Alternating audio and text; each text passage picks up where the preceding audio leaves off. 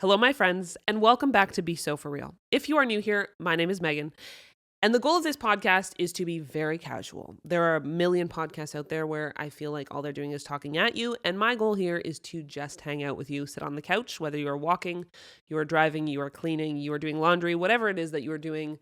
I'm so glad that I'm here with you and that we get to just hang out together for a little bit.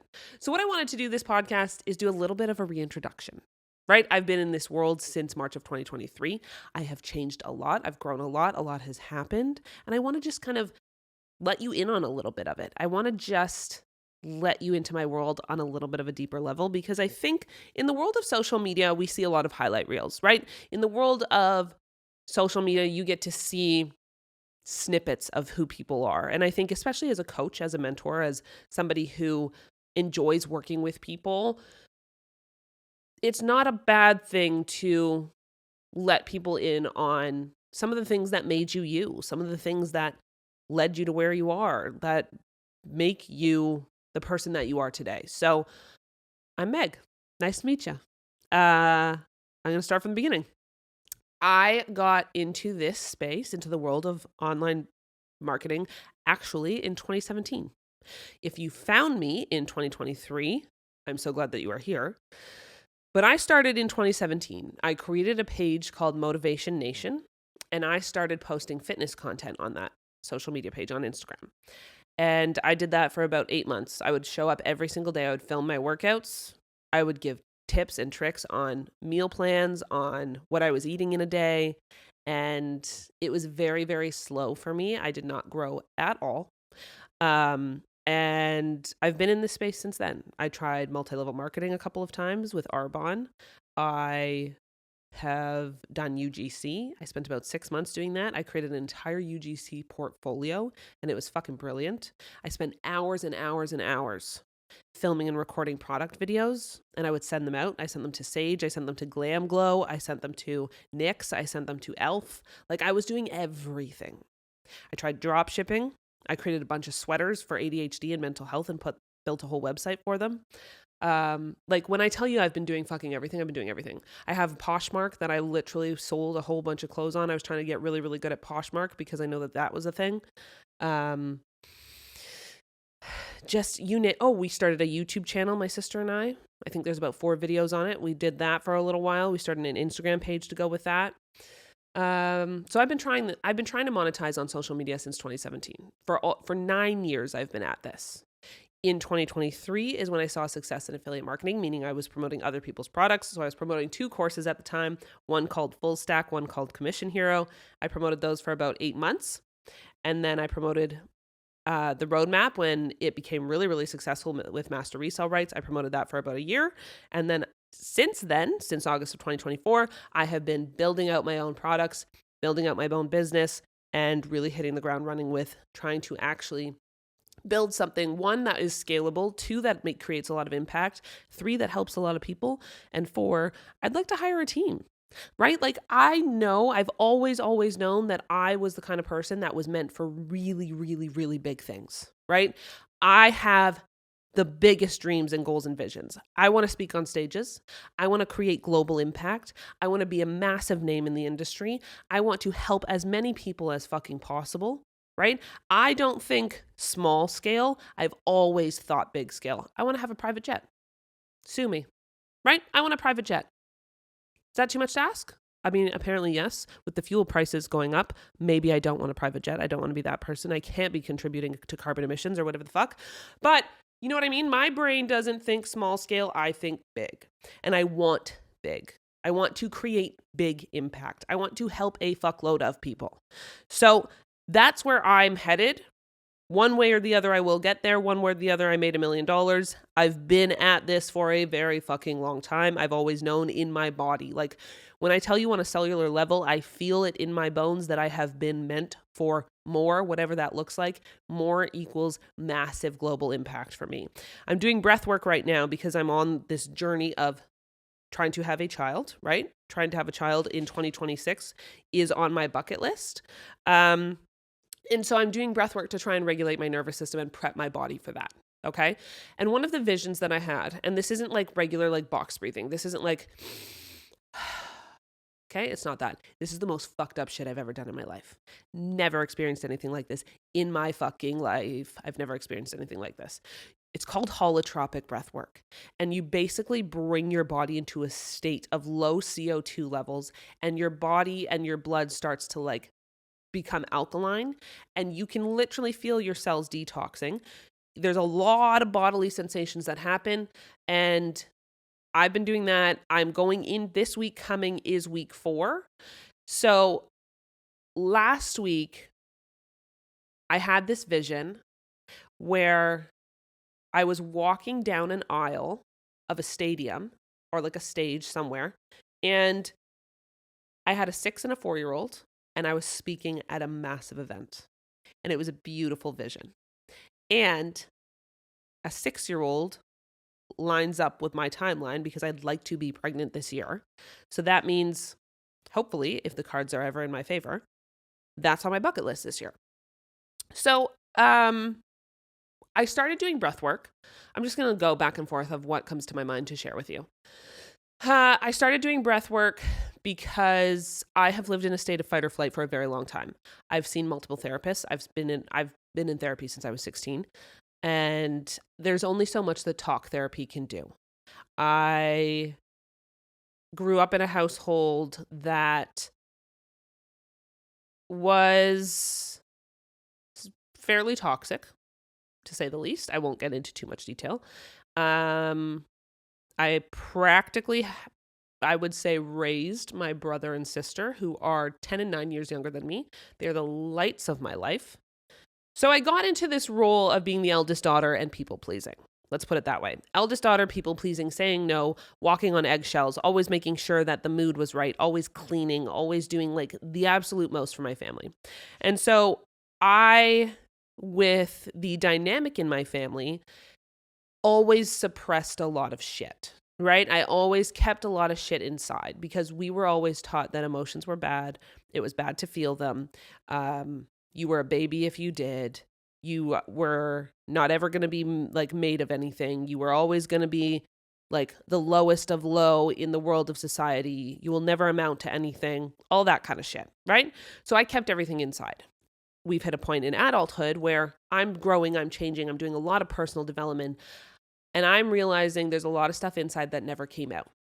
And there's a lot of feelings and emotions that are inside that need to come out. So I find this breath work and I fucking love it.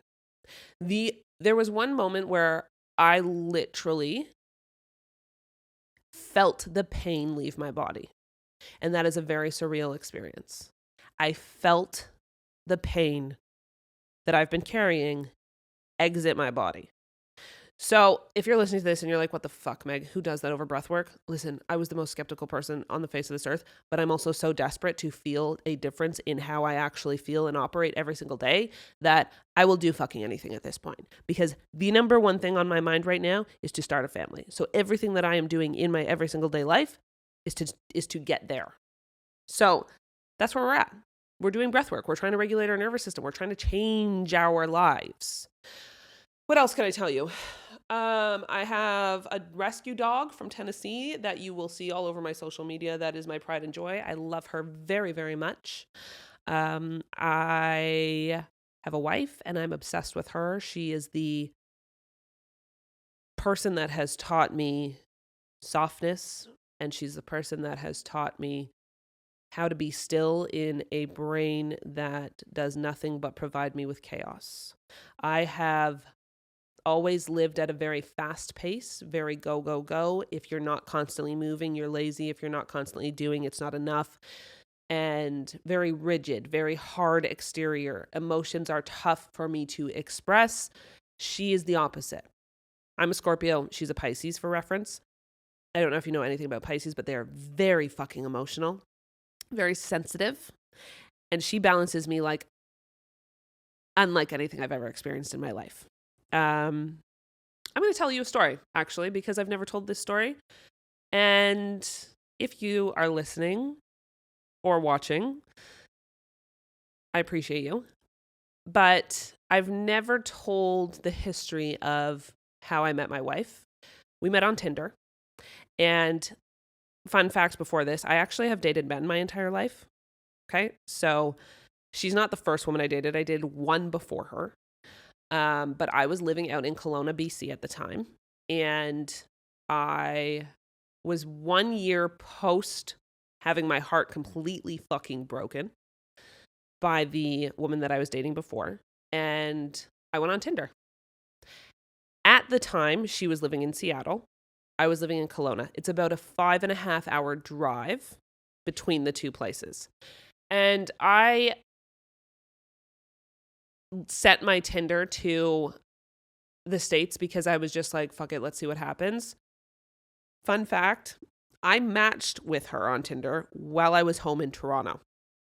So that is like I don't know what, thousands of miles away, because I had actually paid for Tinder Premium so that I could set my radius as far as I wanted. And then we chatted for a couple weeks. She drove from Seattle to Kelowna through the border, spent the weekend with me. The rest is history. We've driven across Canada twice, once through COVID with 3 dogs. Like, let me tell you this timeline really quick. So we started dating February 8th of 2020. Okay, so just the month before COVID. February 8th, 2020, we start dating. She has 2 dogs. I have Sunny.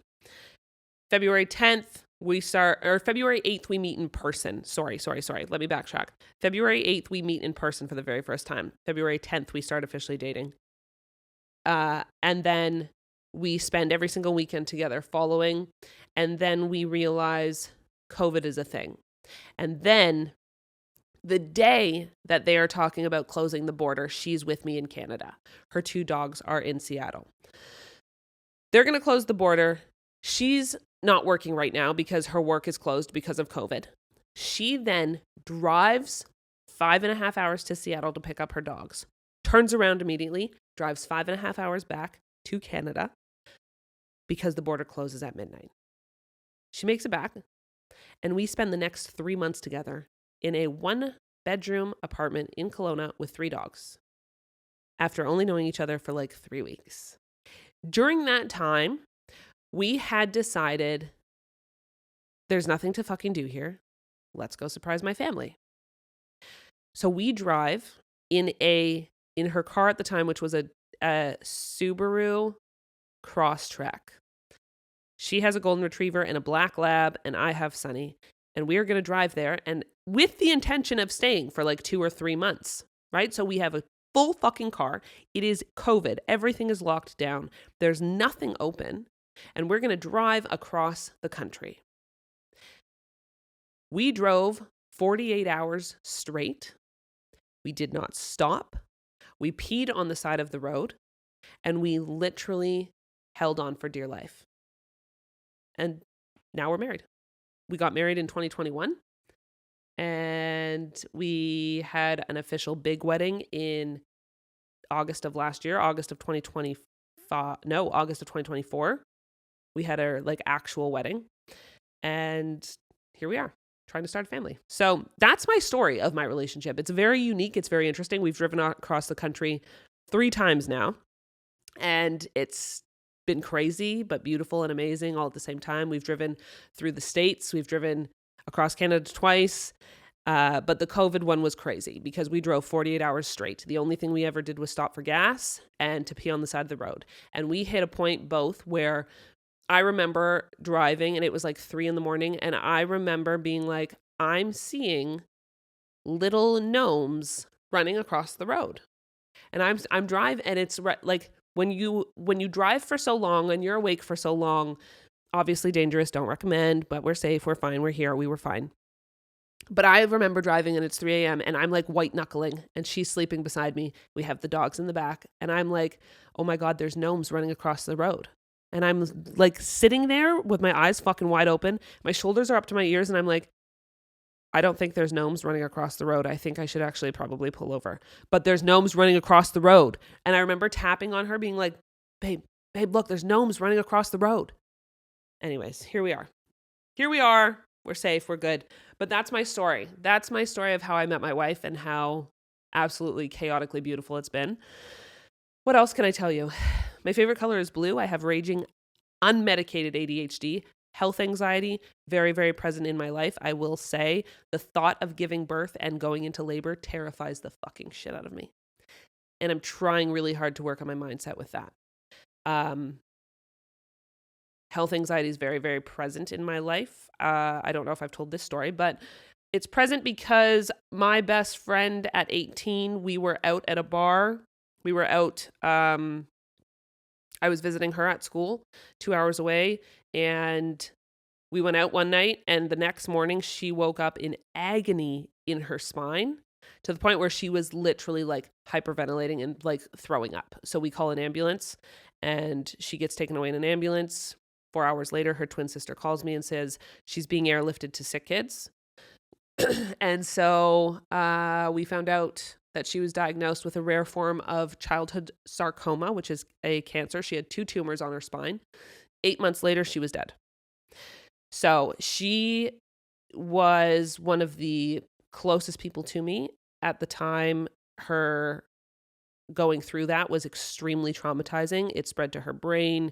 She lost everything, and it was very hard to watch. It was extremely hard to watch. So that, I think, was a little bit of the tipping point of health anxiety for me, other than when I was 7, actually. I did come to this realization as well.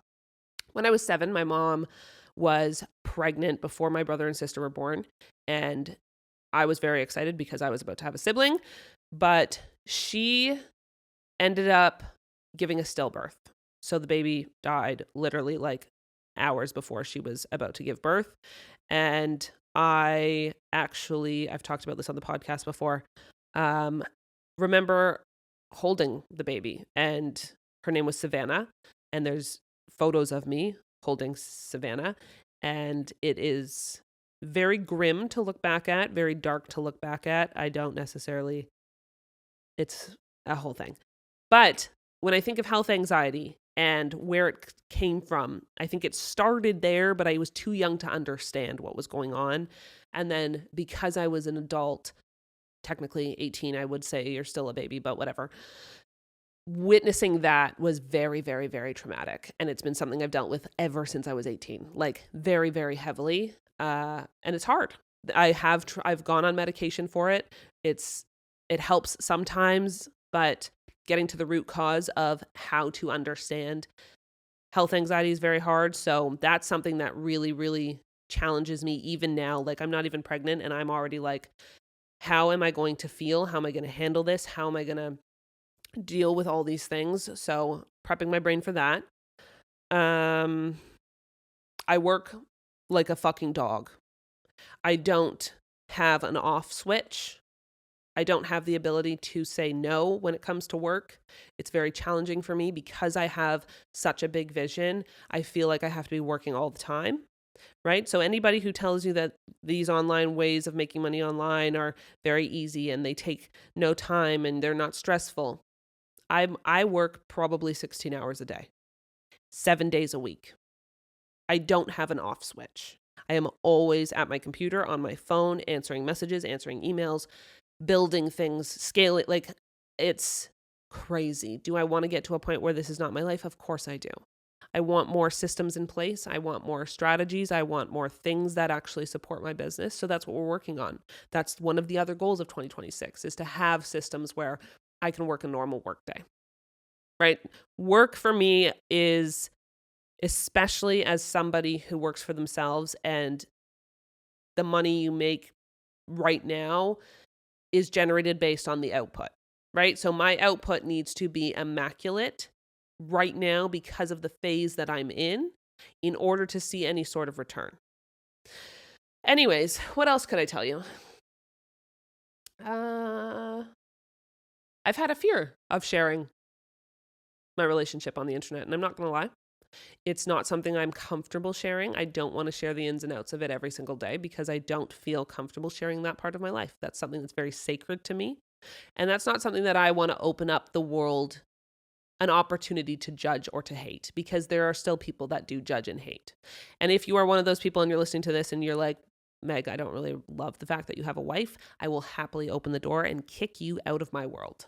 because I think as we enter 2026, maybe we should worry about other things that are happening to, the country, the countries, who's in charge. Maybe we should worry about those things.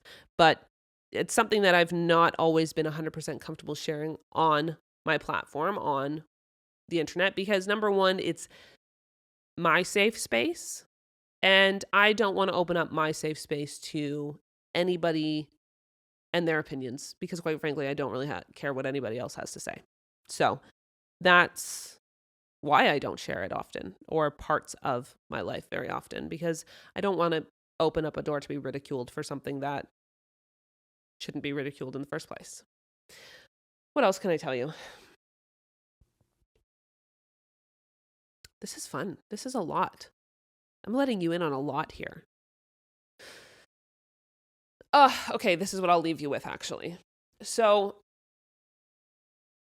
by the time you listen to this, I will have already announced that I am hosting a live event on April 29th. And I am going to be launching an offer. And it is my signature offer. And it is something I have been working on since December.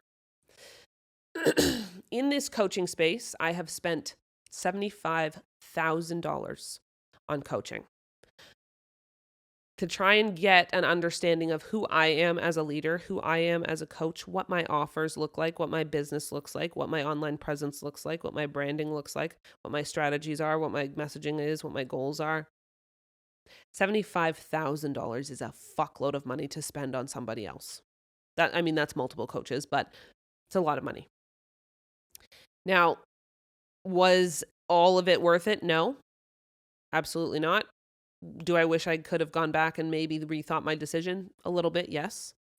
But I've learned along the way who I am, who I'm supposed to be, and how I'm supposed to help people. And I have never in my life, when I tell you, felt this excited about something. I wish, it literally floods my entire body, because not only is the transformation inside of this offer so life-changing, it's just so satisfying. And it's what I've been doing with my one-on-one clients since August of last year. So since August of 2025, I have brought 22 one-on-one clients now. Is that right? I don't know if that's right. Anyways, that's the number that just showed up in my head. So however many one-on-one clients, from a position of, I want to make money online. I want to change people's lives. I want to make impact. I want to change my own life. I'm tired of working my 9 to 5. It's not going anywhere. I'm tired of living paycheck to paycheck. I don't necessarily know if I have an idea, but I know that I can do this. Great. So if they don't have an idea in their brain of a way that they want to make money online, that's fine. They don't have to have that idea. But at the same time, we bring that idea out of them, right? To a point where they're like, holy fuck, I didn't even know I could do this. And then we build a business, right? So it doesn't have to be, I have everything figured out. Every single one of them has had nothing figured out. Some of them didn't even know that they had an offer inside of them that they could build, that they could extract, that they could make money online from. So I've built an entire offer that takes you through a brilliant fucking journey. And one of the problems with the online space is a lot of the coaches have a one size fits all, right? I've been a part of 4 different coaching containers now. Very, very high ticket. I'm talking 5,000 American dollars plus per month. Okay? Every single one of them has a one size fits all strategy. This space is not one size fits all. You don't follow me because it's one size fits all. You don't resonate with me because it's one size fits all. This space and building a business online is not a one size fits all repeatable strategy. Sure. Is there messaging that is generic? Yes. Is there strategies in terms of funnel building and email marketing and advertising that is generic that you could replicate? 1,000%. But in terms of your actual business model, in terms of how you actually articulate and create and show up and join the online world and build a brand and monetize, it's not one size fits all. And so that's what this does, is it takes you through a very unique, personalized pathway of how to build a business online that is specifically for you. Because you will not succeed if you are trying to replicate what I've done and what someone else has done and what someone else has done.